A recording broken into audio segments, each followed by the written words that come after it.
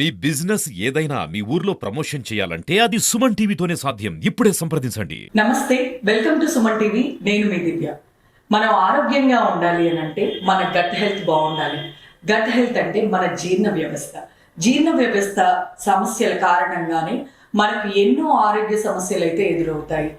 అలాంటిది మన జీర్ణ వ్యవస్థ మనం తినే ఆహారాన్ని జీర్ణం చేయడమే కాకుండా మనకి ఎన్నో పోషకాలను అయితే అందిస్తూ ఉంటుంది. ఇలాంటి గట్ రిలేటెడ్ ప్రాబ్లమ్స్ గురించి మరిన్ని తెలుసుకోవడానికి మనం మెడికవర్ హాస్పిటల్లో ఉన్న డాక్టర్ ప్రదీప్ సార్, గ్యాస్ట్రోఎంటాలజిస్ట్ దగ్గరికి అయితే ఉన్నాము. ఇప్పుడు సార్ మాటల్లోనే అడిగి తెలుసుకుందాం. నమస్తే డాక్టర్. నమస్కారం సార్, మనం ఏజ్కి రిలేటెడ్ లేకుండానే చాలా మందిలో గట్ ప్రాబ్లమ్స్ అయితే చూస్తూ ఉంటాం. అలాంటిది కాన్స్టిపేషన్ ఒకటి. మలబద్ధకంతో చాలా మంది బాధపడుతూ ఉంటారు. చాలా మందికి విరోచనాలు 2 రోజులు 3 రోజులుగా రావడం లేదు అని చెప్తూ ఉంటారు. బాత్రూంలో వెళ్ళి చాలా మంది మొక్కుతూ అయితే ఉంటారు. సరే, ఇలాంటి వాళ్ళకి ఏదైనా మంచి రెమెడీస్ లాంటివైనా చెప్తారు? ఈ మధ్యన అన్ని వయసు వాళ్ళు మలబద్ధకంతో ఇబ్బంది పడుతున్నారు. చిన్న వయసులో 5 years వరకు పిల్లలకి ఒక టాయిలెట్ ట్రైనింగ్ అనేది అలవాటు లేకుండా పోతుంది. వాళ్ళకి టాయిలెట్లో హైజీన్ లేకపోవడం వల్ల, లేదు అనుకుంటే రిధంగా ఒక్కొక్క టైంలో వాళ్ళు నిద్ర లేవడం, లేదంటే పడుకోవడం, అవంతా కూడా వేరియేషన్ అవ్వడం వల్ల రిధం అనేది పాడవుతుంది. సో less than 5 years వాళ్ళకి ఏంటంటే మనం చిన్నప్పటి నుంచే టాయిలెట్ ట్రైనింగ్ చేస్తే వాళ్ళకు హైజీన్ మెయింటైన్ అవుతుంది, టైమింగ్ మెయింటైన్ అవుతుంది, మలబద్ధకం నివారించవచ్చు. అదే అడల్సెన్స్ ఏజ్కి వచ్చేసరికి మల్టిపుల్ రీజన్స్ ఉంటుంది. థైరాయిడ్ ఇష్యూ వల్ల, లేదు అనుకుంటే షై ఫీల్ అవ్వడం వల్ల, వగేరా ఇబ్బందుల వల్ల వాళ్ళు బాత్రూమ్ అలవాట్లు అనేది పూర్తిగా విస్మరిస్తుంటారు. అలాంటప్పుడు వాళ్ళకి యూ హ్యావ్ టు ఎంకరేజ్ చేసి, అదేవిధంగా డైటరీ హ్యాబిట్స్ కానీ, ఫుడ్లో కానీ ఎక్సెస్ వాటర్ తీసుకోవడం, హాట్ వాటర్ తీసుకోవడం. మనం ఈ మధ్యకాలంలో స్టూడెంట్స్ని ఎక్కువగా చూస్తుంటాం. వాళ్ళు ఎక్కువగా జంక్ ఫుడ్స్ తీసుకుంటారు. వెస్టర్న్ కల్చర్ వచ్చింది మనకు డైట్లోన. సో ఇవన్నింటిలో కూడా మనకి లో ఫైబర్ డైట్ ఎక్కువగా ఉంటుంది.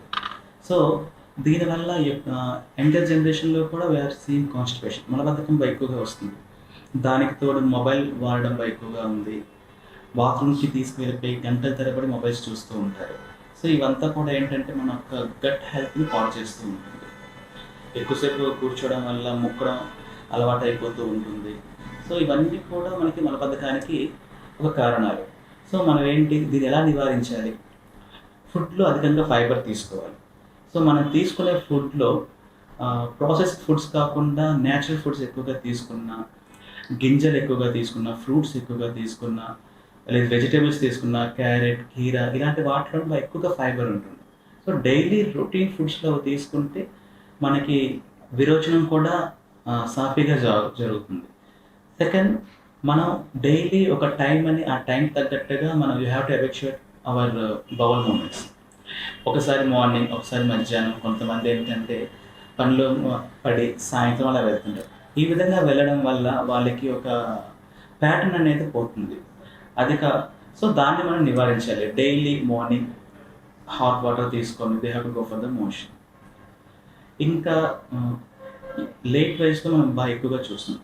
వయసు అవుతున్న కొద్దీ మన యొక్క జీర్ణ వ్యవస్థ, మనకు మొటిలిటీ అనేది బాగా తగ్గుతుంది.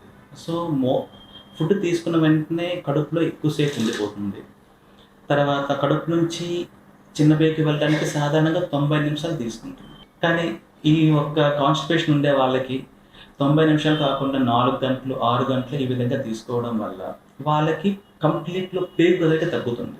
దీనివల్ల డైలీ వెళ్ళవలసిన మోషన్ కాస్త 2 రోజులకి 3 రోజులకి, లేదంటే కొంతమందికి వారం రోజులకి అలానే ఉంటుంది. సో వాళ్ళకి కడుపు అంతా కూడా పట్టేసినట్టుగా ఉంటుంది, చికాగ్గా ఉంటుంది, ఏ పని చేయబుద్ధి తెలియదు. సో ఓవరాల్గా ఇబ్బంది పడుతూ ఉంటారు. సార్, కాన్స్టిపేషన్ని మనం ఎలా గుర్తించాలి? కాన్స్టిపేషన్కి సంబంధించి ఎలాంటి టెస్ట్లు ఉంటాయి? దీని ట్రీట్మెంట్ ఎలా ఉంటుంది సార్? సో కాన్స్టిపేషన్కి సాధారణంగా చాలా వరకు ఒక రొటీన్ టెస్ట్తో మనం మొదలు పెట్టాలి. సాధారణంగా సిబిసి, తర్వాత థైరాయిడ్, షుగర్, బీపీ ఇలాంటి ఇబ్బందులు ఉన్నా కూడా వాళ్ళకి కాన్స్టిపేషన్ అది ఉంటుంది. సో సాధారణ టెస్టులతో మనం మొదలుపెట్టి అవంతా కూడా నార్మల్గా ఉంటే తర్వాత కడుపుకి అల్ట్రాసౌండ్ స్కాన్ చేసుకొని లోన్ ఏవైనా ఇబ్బందులు ఉన్నాయా, గడ్డలు ఉన్నాయా, దానివల్ల మనకి పేగు కదలిక సరిగ్గా లేదా, లేదు సిటీ స్కాన్ అది చేయించుకోవాల్సి వస్తుంది. తర్వాత కొలనోస్కోపీ, ఎండోస్కోపీ ఈ విధంగా చేసి మన కాన్స్టిపేషన్ దేనివల్ల అంటే మనకి ఫంక్షనల్గా ఇబ్బంది ఉందా లేదంటే లోన ఏమైనా ఆర్గానిక్ కాజెస్ ఉన్నాయో చూసుకోవాలి.